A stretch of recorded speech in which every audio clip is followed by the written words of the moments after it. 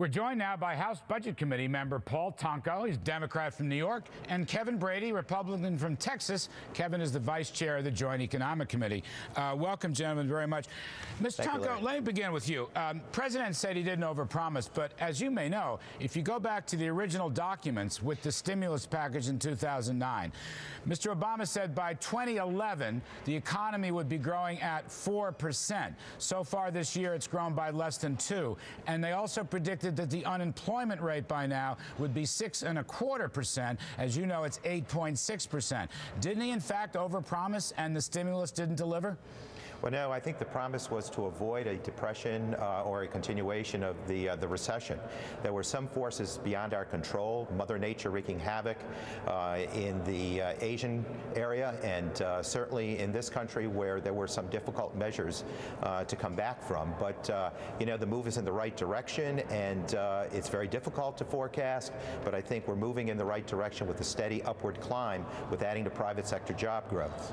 Kevin Brady, get your response. Number one, are we in fact moving in the right direction in your view? And number two, did not Mr. Obama and his team overpromise based on the forecast that they themselves published with the original stimulus package? Well, I think the president certainly overpromised, and certainly if he's the captain of the ship, we are shipwrecked right now. We actually have a million fewer Americans working today than when the stimulus actually began. After spending all that money, we have fewer people actually in the workforce than almost 30 years. So clearly, so many Americans who believe we're not even out of this recession yet would agree with me there. I also think the president clearly, he inherited a tough economy, a poor economy, but many of his policies have made it worse. That's why I agree with him. I think it'll take more than one president. In fact, I'm hopeful we'll have a change of course next November. Mr. Tonko, you know, when they released those estimates, which turn out to be wildly optimistic, the president told Matt Lauer in February of 2009, quote, "If I don't have it done in 3 years, then it's a one-term proposition." Now he's saying it's going to take at least 2 terms and maybe many terms. I mean, how do you justify this disconnect between what he said then and now what he's saying? I think what the president has advanced is a prescription for economic recovery. When he talks about providing 160 million Americans relief from a tax increase, it's interesting that the party that has taken a pledge to the Pledge to America now walks away from a middle-class tax cut. It appears they have no problems providing a tax cut for millionaires, billionaires, and corporations, but the formula here for which the president is asking is to provide a middle-class tax break, which obviously is important in this economy. Now is not the time to not cooperate with the president here, and I think that it's political gamesmanship that could bring down the economy. Kevin Brady, what are you all going to do about the payroll tax cut? You're going to vote tomorrow. What's the bill going to look like?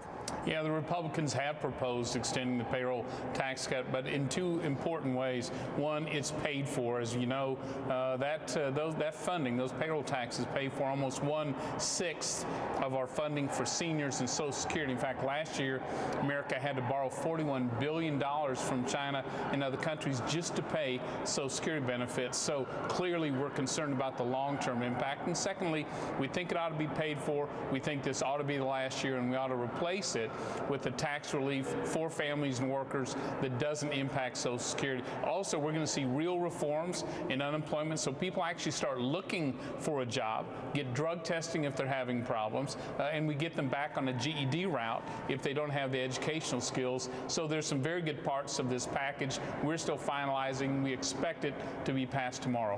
Mr. Tonko, I just want to ask you, I want to go back, if you would, with the 60 Minutes interview yesterday, which was so important with Steve Croft and so forth. The president refers to the greedy businesses and well-to-do people. They break the rules. He said the Republicans want to gut regulations.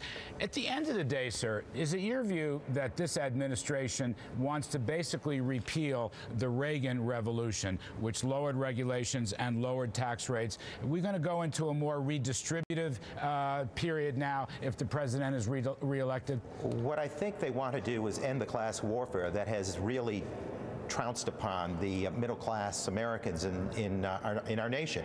And, you know, it's interesting to hear my friend talk about the Republican strategy to reform unemployment insurance, but they're actually cutting it in nearly one half.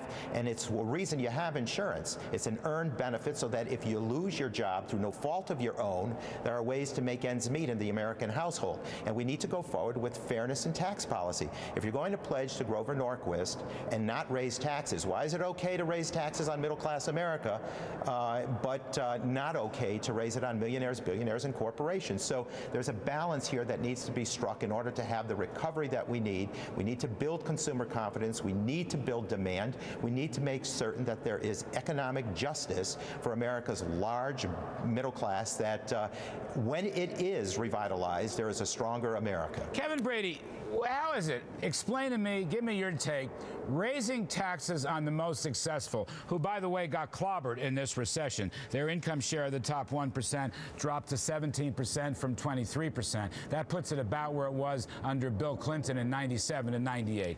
But even that, how is it that punishing the successful will help the rest of the economy? That's the part I've never understood.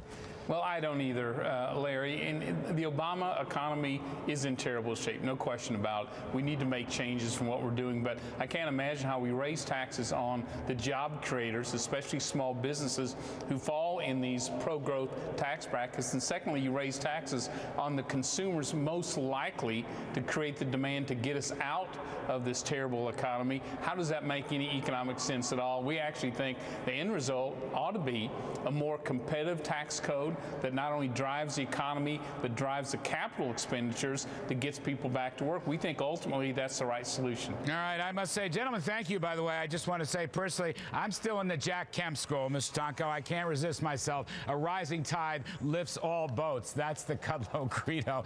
Well, if you want to increase demand, do it by providing more available income, expendable income for America's middle class. For everybody. And I think that's the way to do it. And then you do enhance the job creators also. I would just but say many small businesses are benefited by this proposal. Everybody. Don't single anybody out. Yeah. It's not class warfare. We want the rising tide to lift all the boats. And small business is the economic engine, Larry. I'll tell you, Larry, you're on target. Sending more money to Washington instead of leaving it in the local economy makes no sense. All right. I just want to thank Paul Tonko. We appreciate you coming on. Kevin Brady, as always. And I want to thank my great mentor, the late departed Jack Kemp. Thank you, gentlemen.